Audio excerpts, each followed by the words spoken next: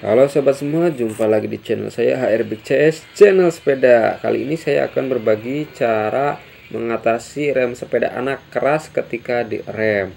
Jadi solusinya sangat mudah sekali, ada di bagian kawatnya ini ya, di belakangnya ini untuk tipe rem capit ya, atau rem ceri. Nah ini jadi dibuka dulu, ini bagian baut yang depannya. Ini ada dua baut ya, atau double. Dilonggarkan dulu atau dibuka ya. Nah jika sudah seperti ini, lalu keluarkan dulu kawatnya ya. Nah kawatnya ini, yang ini dilepas dulu ya. Nah ini sudah terlepas, gunakan obeng cara melepasnya. Nah ini sudah terlepas.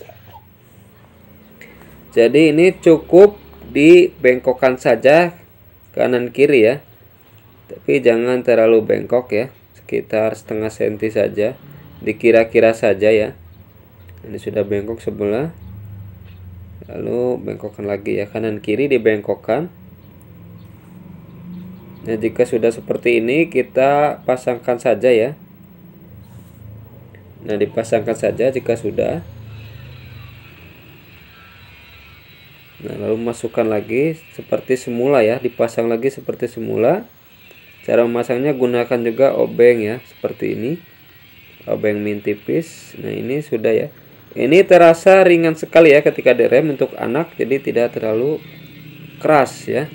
Ini sudah selesai, caranya sangat mudah sekali ya sobat semua.